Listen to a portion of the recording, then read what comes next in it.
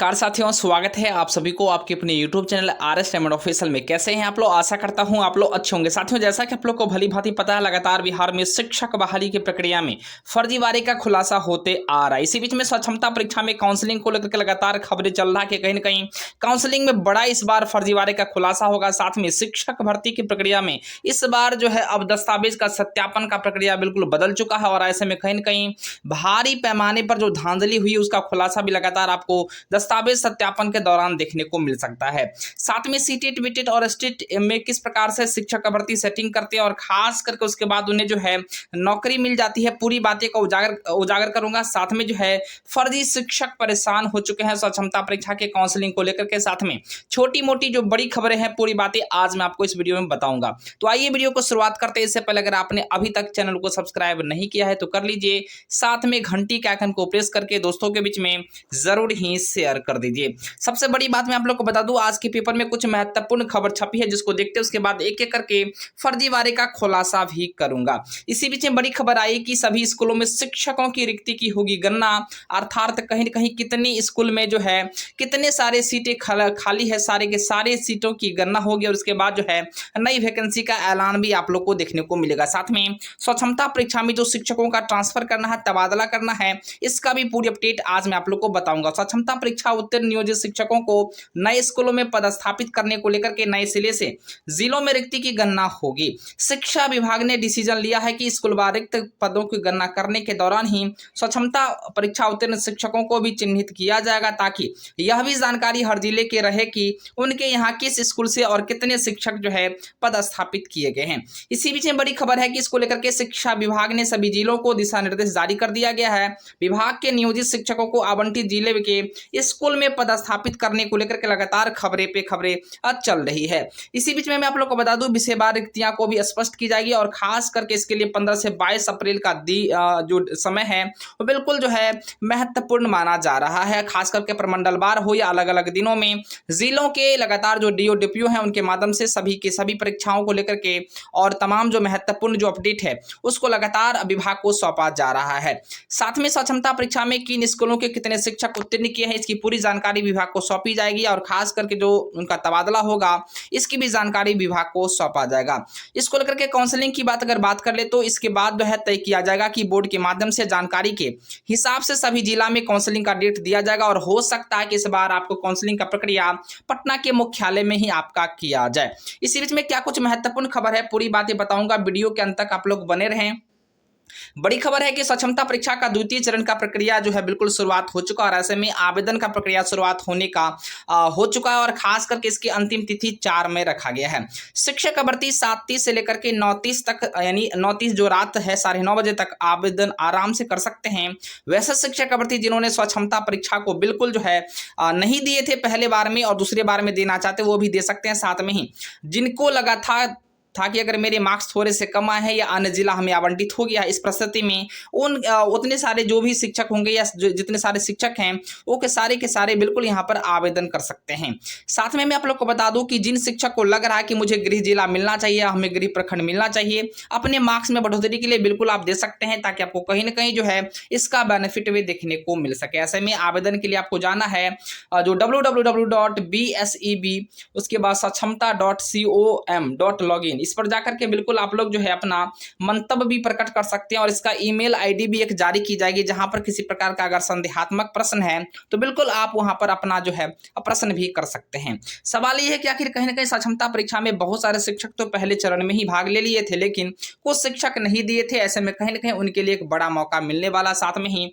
फर्जीवाड़े को लेकर के फिर से एक बड़ी खबर आ चुकी है कि बार बार बुलाने के बाद भी जांच प्रक्रिया में नहीं आए बहुत सारे ऐसे शिक्षक। ऐसे में फर्जी शिक्षक को बर्खास्त करने की बातें सामने आई। ऐसे में आनंद कुमार एक शिक्षक हैं जिनका यहां पर न्यूज खबर में छपा है। एक फर्जी शिक्षक बर्खास्त हुए हैं और 6 पर कार्रवाई भी लगातार की जा रही, इस प्रकार की बड़ी खबर है। मैं आप लोग को बता दूं, प्रखंड जो है लगातार जो है प्रखंड बार हो या पंचायत बार हो या जिला बार हो, लगातार जो फर्जी शिक्षक है इनकी सूची लगातार निगरानी अन्वेषण विभाग को सौंपा गया है और जल्द ही इसके माध्यम से पब्लिश की जाएगी। इसी बीच में 16 मार्च से लेकर के 24 अप्रैल तक थंब इंप्रेशन का जांच में 6 बार आने का मौका दिया गया, लेकिन इसके बावजूद भी कई सारे ऐसे गुरुजी हैं जो बिल्कुल जो है बीमार के बहाने या लगातार कई प्रकार के मामले को लेकर के आने से बिल्कुल इनकार कर दिए हैं। इसी बीच में जो है बीपीएससी शिक्षक नियुक्ति के दूसरे चरण में धराए फर्जी शिक्षक को बर्खास्त कर दिया गया है। डीओ अजय कुमार सिंह ने बर्खास्तगी का आदेश शुक्रवार को जारी किया है। दूसरे चरण के 6 अन्य शिक्षक पर भी लगातार बर्खास्त करने की कार्रवाई की जा रही। कुल मिलाकर कह ले तो बहुत सारे फर्जी शिक्षक बिहार में हैं, यानी अगर औसतन बात करें तो 4 से 5 शिक्षक आपको प्रत्येक विद्यालय में देखने को मिल ही जाएगा। इसी बीच में बर्खास्तगी की जो लगातार कार्रवाई है की जा रही है और ऐसे में 6 शिक्षक पर भी रिमाइंडर के बावजूद जांच में नहीं पहुंच पाए हैं। डीओ ने कहा कि 16 और 17 मार्च को पारू प्रखंड के टीआरई 2 में नियुक्त विद्यालय अध्यापकों को बुलाया गया था। निर्धारित तिथि को आनंद कुमार विद्यालय अध्यापक वर्ग 11-12 विषय राजनीतिक विज्ञान उच्च माध्यमिक विद्यालय का भी यहां पर बिल्कुल नाम दिया गया है, सलाहपुर के थे और प्रखंड पारू उपस्थित नहीं हुए। इसके बाद 30 मार्च 6 अप्रैल एवं 12 अप्रैल को भी मिलान के लिए उपस्थित नहीं हुआ।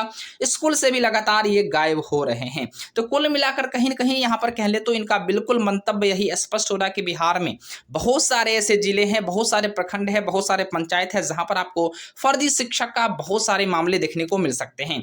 सवाल यह है कि आखिर कहीं ना कहीं फर्जी शिक्षक आखिर क्यों नहीं जाते हैं अपने जो डॉक्यूमेंट वेरिफिकेशन का प्रोसेस हो या थंब इंप्रेशन का प्रोसेस हो बिल्कुल करवाने।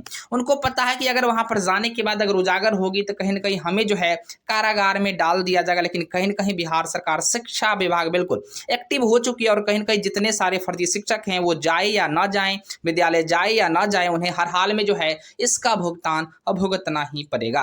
इसी बीच में बड़ी खबर है कि शिक्षकों के आवेदन को लेकर के डीपीओ स्थापना लगातार सत्यापन करेंगे और ऐसे में उनके डॉक्यूमेंट का भी वेरिफिकेशन फिर से किया जाएगा। कुल मिलाकर कह लें तो स्वक्षमता परीक्षा में भाग लेने वाले जितने सारे शिक्षक हैं उनका डॉक्यूमेंट का वेरिफिकेशन अच्छे तरीके से होंगी और कहीं न कहीं इसका जीता जागता उदाहरण जो है फर्जीवाड़े में सूची में जो शामिल शिक्षक हैं इनका लगातार आप लोग देख सकते हैं। सबसे बड़ी बात मैं आप लोग को बता दूं, सीटेट और एसटेट और बीटेट जैसे परीक्षाओं में जो सेटिंग करके पास करते हैं उसका लगातार मामले सामने आ रहा है और खास करके मैं आपको लोग को लिस्ट भी यहाँ पर दिखाना चाहूंगा।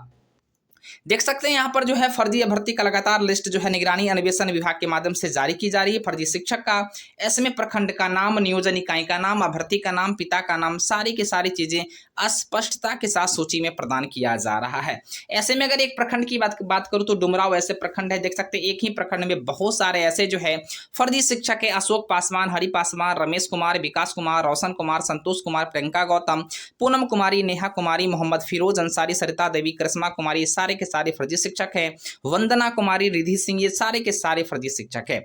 और यहाँ पर बात करूं मैं आपको इसका मामला क्या है तो मामला है सीटेट, बीटेट और एसटेट में सेटिंग का। जी हाँ दोस्तों, सीटेट, बीटेट और एसटेट जैसे परीक्षाओं में इन्होंने सेटिंग करके पास किया है और उसके बाद जो है लगातार जब इन पर जांच बैठा है तो जांच में पाया गया है कि बिल्कुल इन्होंने अवैध तरीके से, गलत तरीके से परीक्षा को पास करके इन्होंने शिक्षक बनने का काम किया है। इसी बीच में एक लेटर भी आप लोगों ने देखा होगा कार्यालय जिला शिक्षा पदाधिकारी अररिया के माध्यम से यहाँ पे बिल्कुल जो है फर्जी शिक्षकों को सेवा समाप्त करने तथा प्राथमिकी दर्ज करने के संबंध में यह लेटर जो है जारी की गई थी।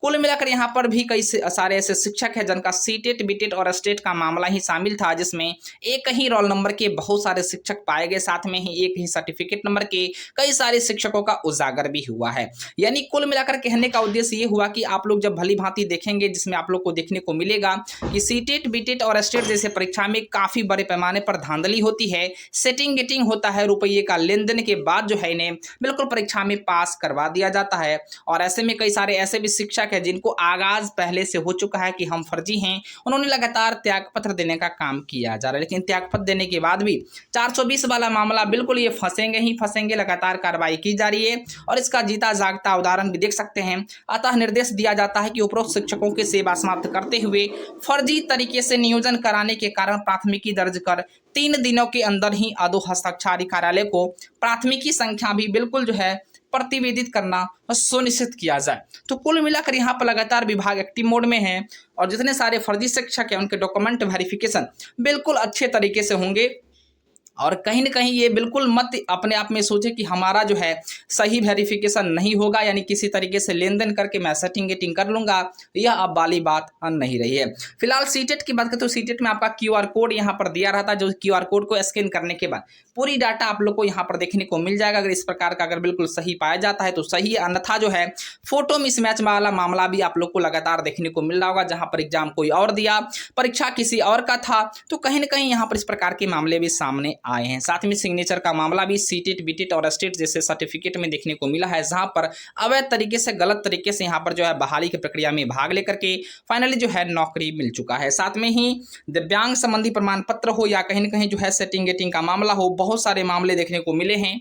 फिलहाल फर्जी शिक्षकों को लेकर के लगातार शिक्षा विभाग एक्टिव मोड में है और के जो पाठक हैं, जो शिक्षा विभाग के प्रमुख सचिव हैं, इनके माध्यम से लगातार कार्रवाई भी की जा रही है। फिलहाल जो है सक्षमता परीक्षा में काउंसलिंग से बहुत सारे शिक्षक जो है बाहर होंगे, ये बिल्कुल सत्य है। साथ में ही दस्तावेज सत्यापन भी इस बार जो है बहुत ही अच्छे तरीके से होगी, कड़ी तरीके से होंगी और कहीं न कहीं एक-एक महत्वपूर्ण बिंदुओं पर भी ध्यान दिया जाएगा। ऐसे इसी को लेकर के लगातार फर्जी शिक्षक परेशान हैं और मैं आप लोग को बता दूं, निगरानी अन्वेषण विभाग के माध्यम से जल्द ही सभी जिला वाइज जो है फर्जी शिक्षक की सूची जारी की जाएगी और मैं आप लोग